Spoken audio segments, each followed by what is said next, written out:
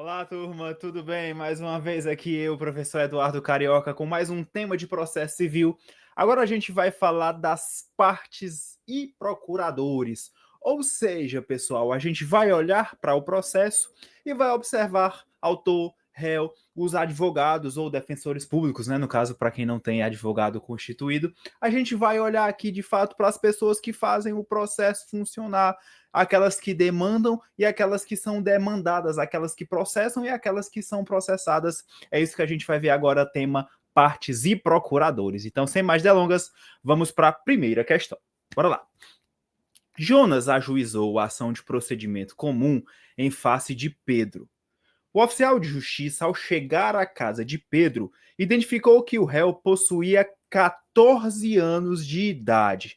Então vem para cá, já uma informação, né? Se ele tem 14 anos de idade, para os atos da vida civil, ele é absolutamente incapaz, né? Porque são absolutamente incapazes os menores de 16 anos. Primeiro detalhe aqui que a gente tem que assinalar, beleza? Segue.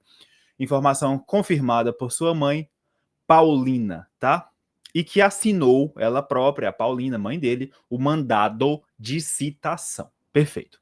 10 dias após a juntada do mandado de citação nos autos, Juscelino, advogado, apresentou contestação e procuração outorgada por Pedro, ou seja, o advogado está aqui com o documento que o habilita, né, para estar nos autos, a procuração outorgada por Pedro. No caso, como ele é absolutamente incapaz, representado pela sua mãe, a Paulina. Beleza. Sobre o caso acima, é correto afirmar que, letra A, Pedro, embora incapaz para o exercício dos atos da vida civil, de fato, ele é absolutamente incapaz, tem capacidade de ser parte e de estar em juízo sozinho. Pessoal, ele pode estar em juízo sozinho, ele vai para a audiência sozinho, por exemplo. Faz sentido isso? Claro que não, né, pessoal? Não possuindo capacidade postulatória. De antemão, a questão quer saber aqui 3 conceitos que são. Tá sentindo esse cheiro? Cheiro de prova, meu Deus do céu. Que são os conceitos de capacidade de ser parte, capacidade de estar em juízo ou processual e capacidade postulatória. Vamos lá, por partes, tá? Capacidade de ser parte, todo mundo tem.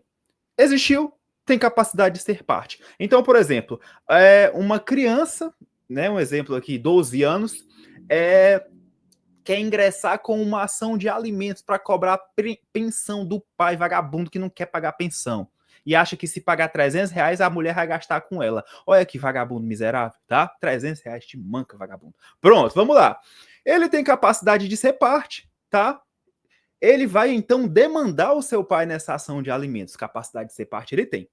No entanto, por ele ser absolutamente incapaz, ele não tem capacidade processual, ele não tem capacidade de estar em juízo. Para isso, ele precisa de representação. Quem é absolutamente incapaz precisa ser representado. Então, nessa petição inicial, Joãozinho, menor, 12 anos de idade, nesse ato representado por sua genitora, Maria das Tantas, vem propor ação de alimentos contra fulano, fulano, fulano, por essas razões, etc. Então, ele precisa estar representado para ter capacidade processual, tá bom? Já a capacidade postulatória, essa é a capacidade técnica, tá? Que só tem quem é advogado, tudo bem? Então, na tela, a gente já vê que o item está errado, porque ele tem, de fato, capacidade de ser parte, tá? Mas não tem capacidade de estar em juízo, que é também chamada de capacidade processual. Letra B. A procuração outorgada por Paulina, independentemente de cláusula específica, outorga poderes para Juscelino receber quitação ou citação, confessar e reconhecer a procedência do pedido de jeito nenhum, tá, pessoal? A procuração genérica, ela não habilita o advogado para tanta coisa importante como receber citação, confessar e julgar procedente, né? E aceitar a procedência do pedido. Claro que não.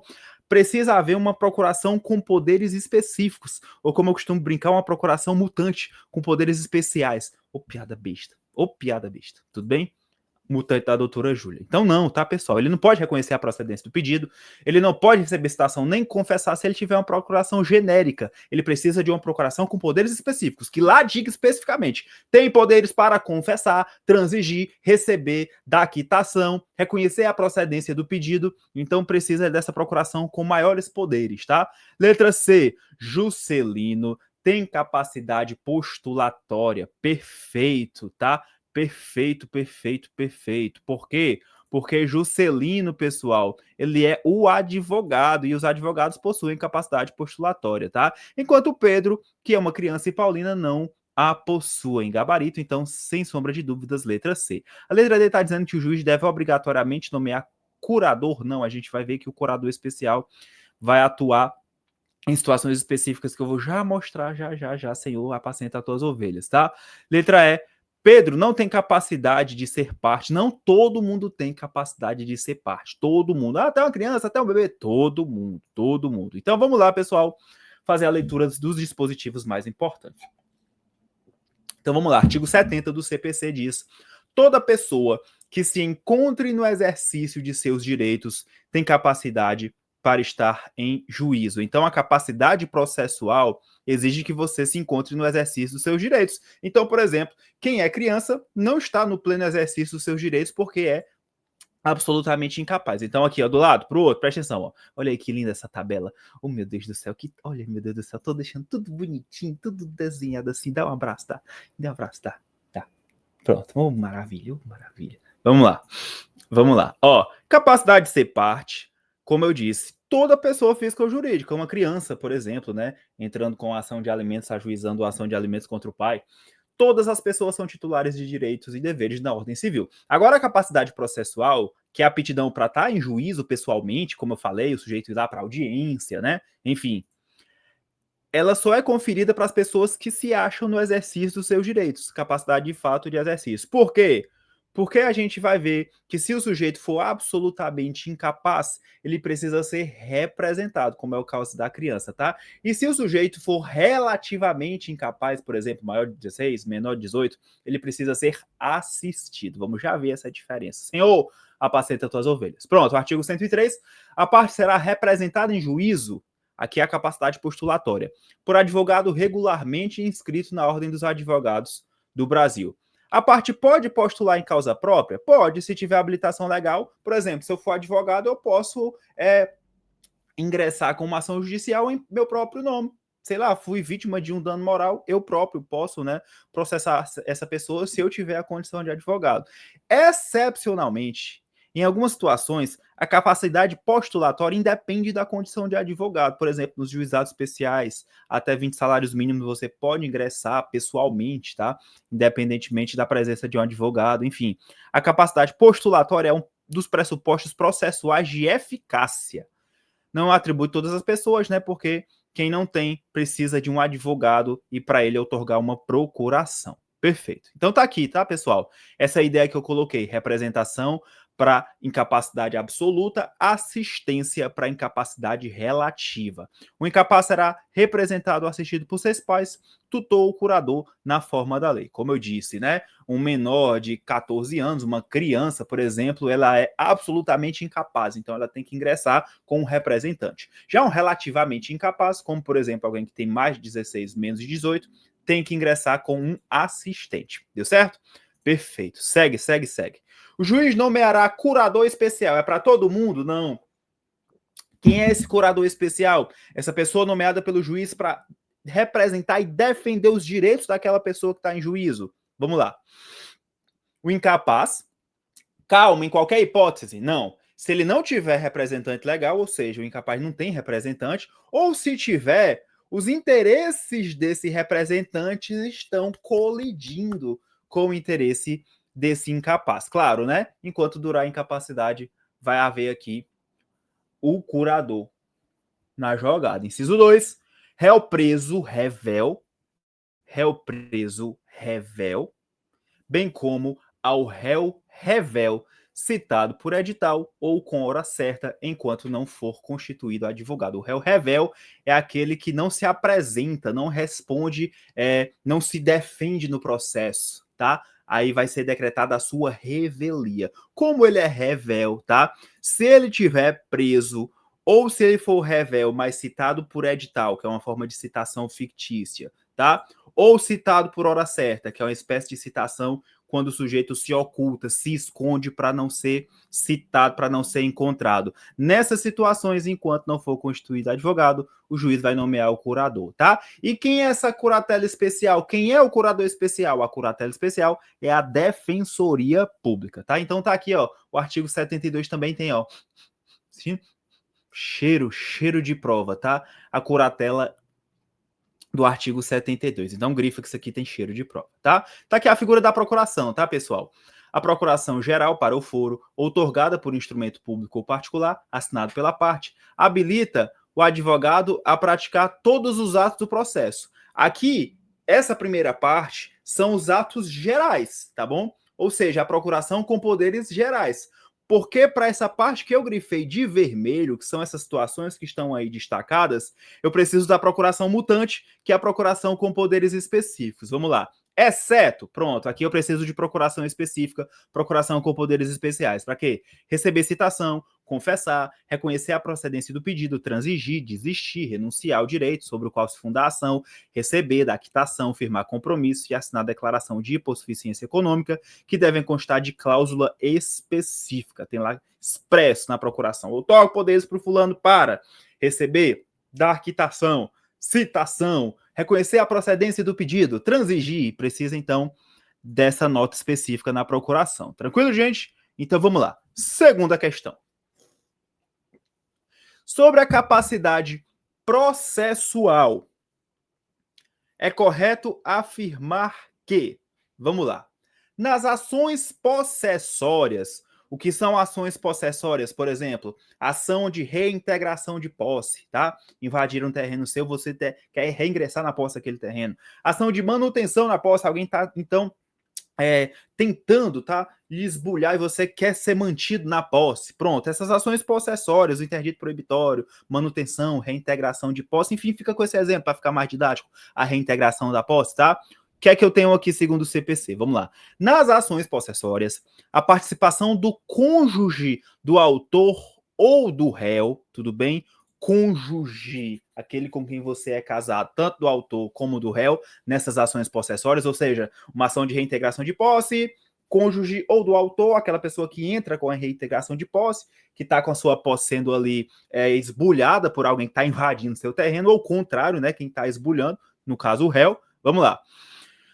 Somente é indispensável nas hipóteses de composse, isto é, ambos têm a posse, ou de atos por ambos praticados. Certíssimo, tá, pessoal?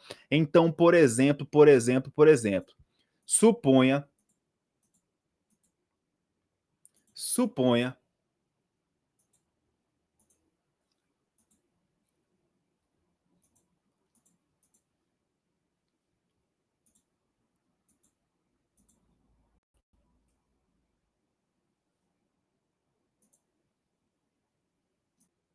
suponha que você seja casado, tá bom?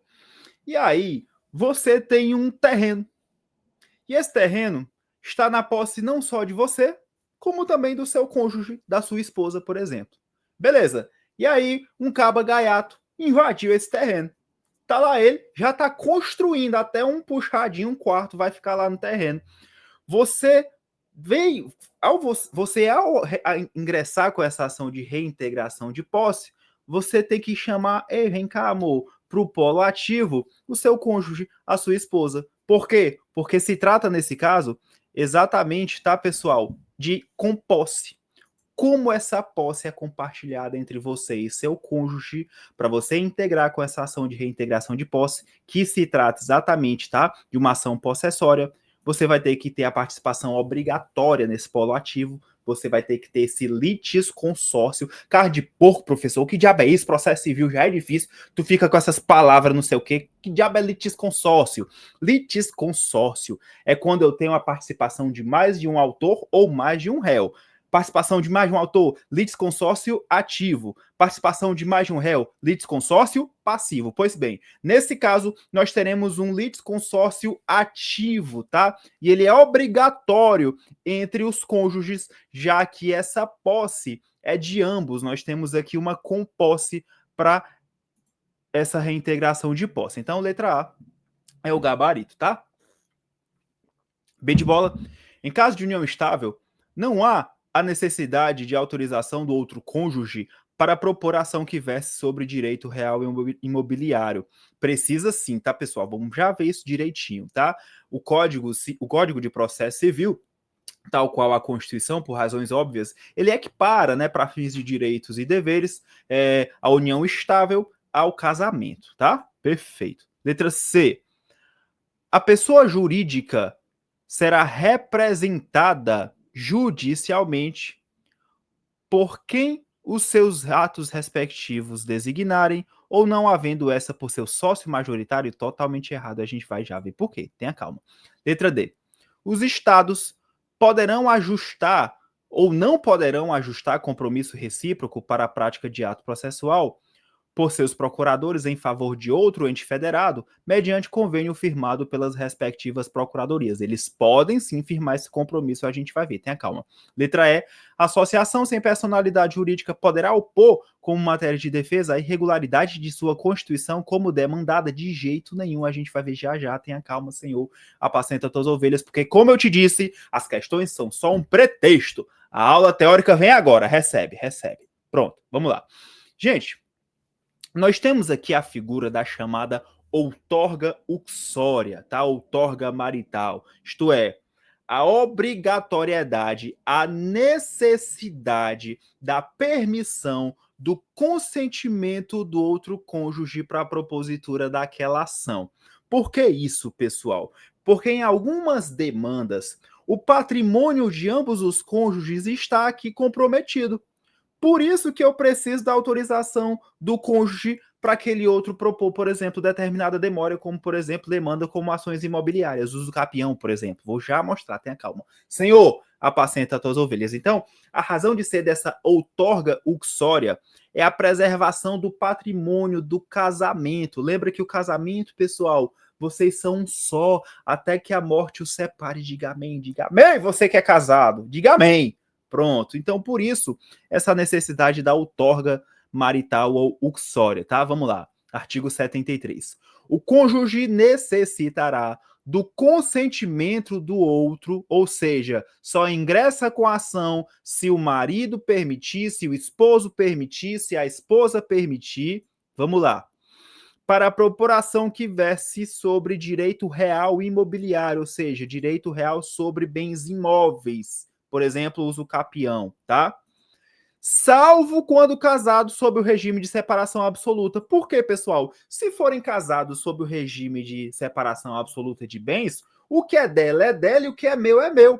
Então, a demanda, qualquer que seja, não vai prejudicar o patrimônio dela se eu venha propor essa demanda. Se tá tudo aqui, ó, o meu é meu, o seu é seu, então não há a necessidade dessa outorga uxória, tá? Então tá aqui, ó.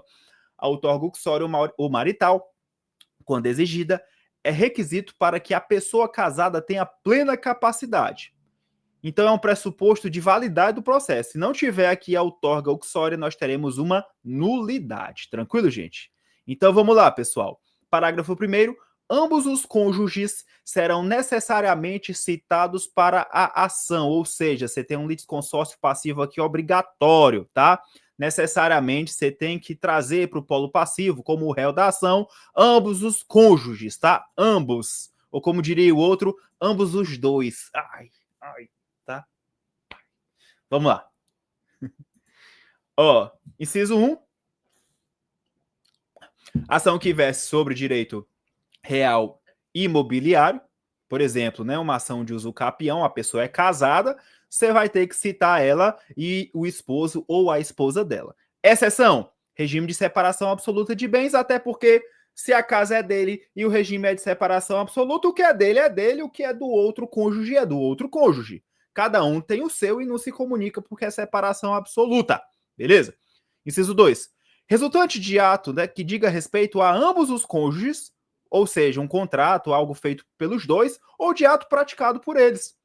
Inciso 3, fundada em dívida contraída por um dos cônjuges, ou seja, foi um dos dois que fez essa dívida nas Casas Bahias para comprar, por exemplo, a mobília, os eletrodomésticos, o fogão, geladeira, aí tá devendo o crediário, tá? É o novo.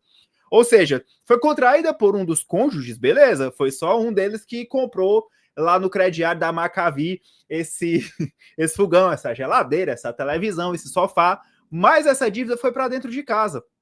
Isto é, a bem da família. Então, nesse caso, ambos os cônjuges necessariamente serão citados, tá? Inciso 4, que tem por objeto reconhecimento, constituição ou extinção de ônus sobre imóvel de um ou de ambos os cônjuges. Perfeito. Nas ações possessórias, como eu mostrei lá na questão, né? Por exemplo, reintegração de posse, emissão na posse, enfim. A participação do cônjuge do autor ou do réu somente é indispensável nas hipóteses de composse, deu o exemplo, né, do terreno que tinha a posse dos dois cônjuges, ou de ato por ambos praticados. Perfeito. Parágrafo 3º, equiparação aqui do casamento à união estável. Tranquilo? Perfeito. Ah, e se um dos cônjuges se recusar de maneira imotivada a dar sua outorga, sua assinatura, seu consentimento, o que é que a outra parte prejudicada pode fazer? Chorar? Não. Lá vem o judiciário resolver o problema da família. Oh, meu Deus do céu. Obrigado, judiciário. Tá aqui, ó.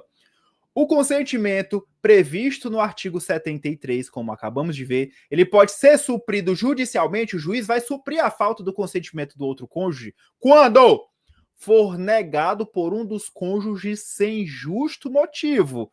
Ou seja, negou, mas negou por birra, negou por fuleiragem, não é porque é um motivo justificado, até porque se for justificado, obviamente, não tem nenhum vício. Ou quando lhe seja impossível conceder, sei lá, um dos cônjuges está em coma, né? Não tem como dar seu consentimento porque a pessoa está em coma. Então o juiz vai suprir a falta desse consentimento. Parágrafo único. A falta de consentimento, quando necessário e não suprido pelo juiz, invalida o processo, uma vez que nós vimos, tá, pessoal? Cadê? É um pressuposto de validade, portanto, a falta desse consentimento implicará a nulidade desse processo. Tranquilo? Coisa linda, meu Deus do céu. Perfeito, perfeito, maravilha, maravilha. Então vamos para a terceira questão? Vamos, mas a gente vai depois dos comerciais. Até já.